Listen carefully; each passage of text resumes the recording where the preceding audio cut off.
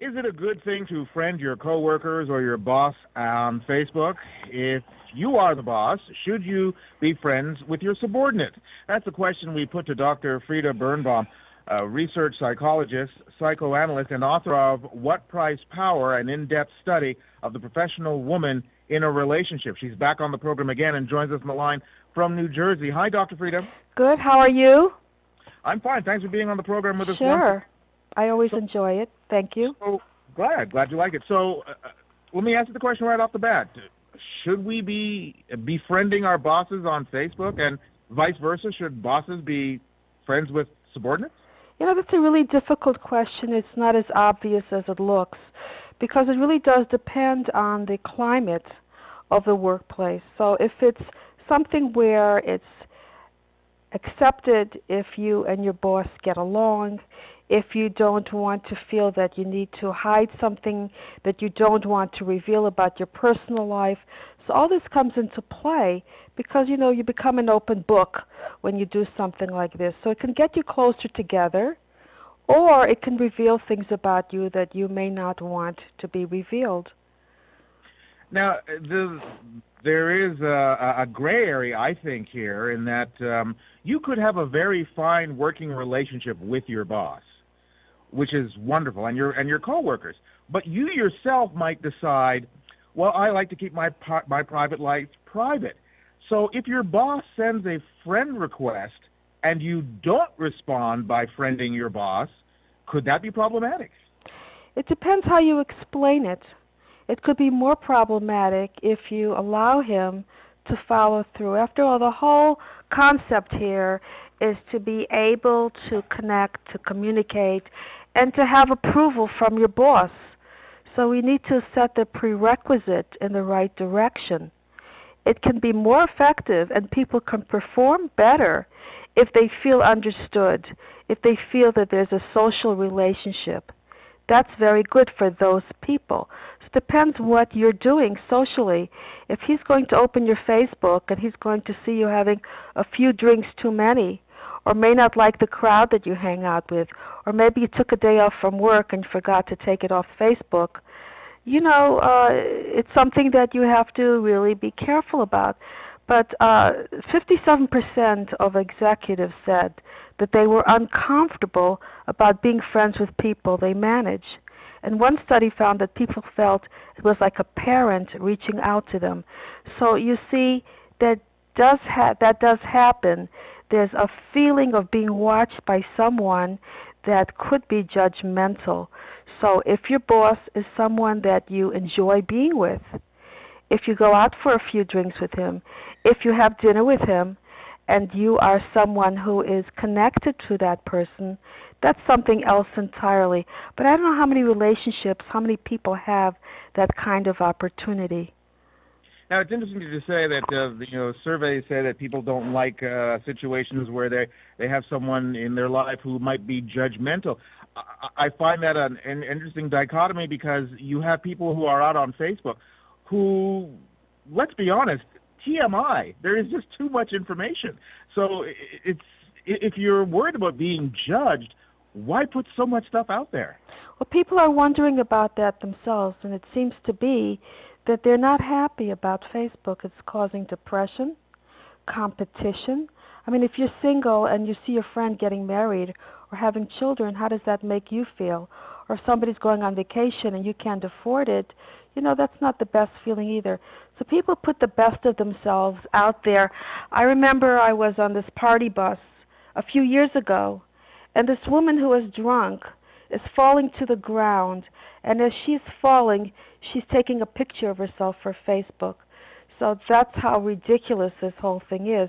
Everybody wants to show themselves in a certain way, but it's just a microcosm of events, and people should not take it too seriously. But then you can find out things about other people too.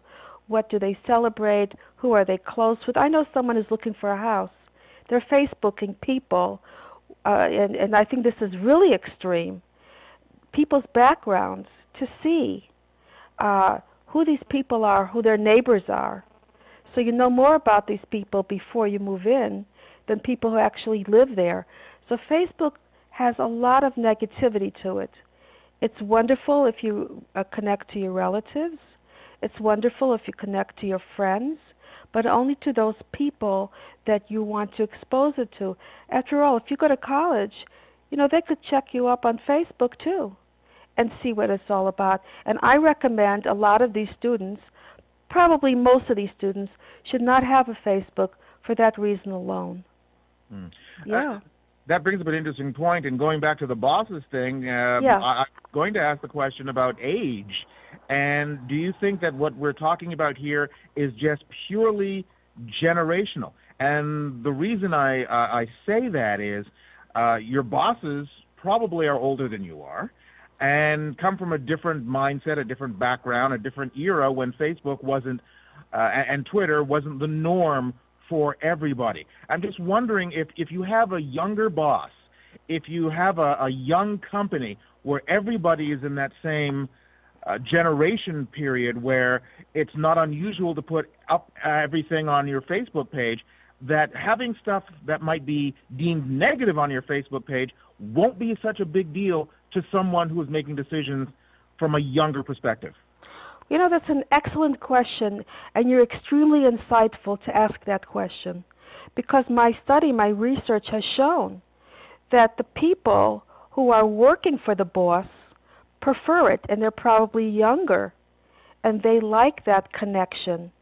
And it's the executives and the people that are in charge that do not like this. They're uncomfortable with this. So that's true. Generational boundaries and different points of view is a big part of this as well. So that's that's a very good question. So Really. do you think maybe in 20 years this what we're talking about right now won't even be an issue, assuming in 20 years there still is a Facebook and a Twitter and these things are still around? You're right. Only if we look at Facebook differently. If we realize it's going to be used in the workplace, we won't connect the two. And maybe they should have another site, one for work and one for your personal life. So you can go ahead and tell people about yourself in a way that they think that this group would be interested in this part of your life and another group would be interested in another more personal part of your life. So it's very likely that this is going to go in that direction because it's already leading to questions about whether this kind of Facebook should be accepted in the workplace. So the answer is we need to have two different sets of groups and activities that are appropriate for your personal life and one for your work life. Okay, so we discussed the issue of whether or not you should be friends with your boss on Facebook or whether you should be friends with your subordinates on Facebook. But what about in the hiring practice? What if somebody is going through a job interview and the person who is hiring says, "Can I see your Facebook page?" Are you allowed to, or do you think you have a right to say no?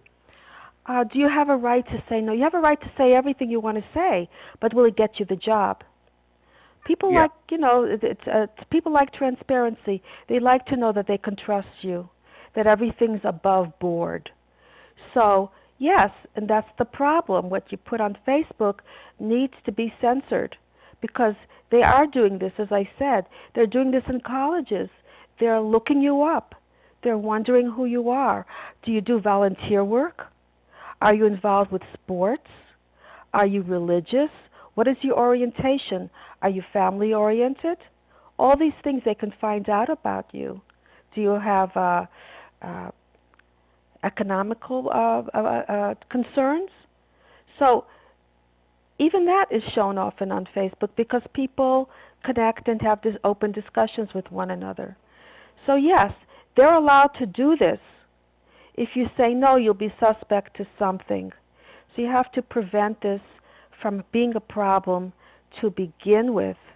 And when you do say yes, be careful. Now, as you said, it is generational as well. If you have someone, and when you're interviewed, you have something in common, well, people like to be with like people. Do you know when you go in for an interview, and I don't know if this is off the topic, but maybe not, pertaining to your question, if you dress like the people that are interviewing, dress then they think you're more one of them. If your Facebook represents the lifestyles that they have, then you become more like one of them. So that is really something that needs to be thought about and planned out, and perhaps even go to the extent of finding out about people that you will be working with or are working with already, so you can bring in something that they would support and that's something that is similar to them. That would get you a lot of brownie points. It's interesting that somebody looking to hire could go through your Facebook page, but that is a two-way street. If I'm looking to be hired, I can go through my potential employer's Facebook page as well, I guess. You can even find out the income. You can find out if they're divorced. You can find out where they've been on their last vacation. Anything you want to know that they won't tell you, you could find out. It's interesting that we live in a world where people are always concerned about Big Brother, but in reality, we ourselves are volunteering the information that is supposedly Big Brother. So there you go. We're confused. What can I tell you? Exactly. Dr. Frieda, it's always a pleasure to have you on the program. Same Thanks here. for being on once again. Thanks a lot. Take care. Be well. Bye-bye.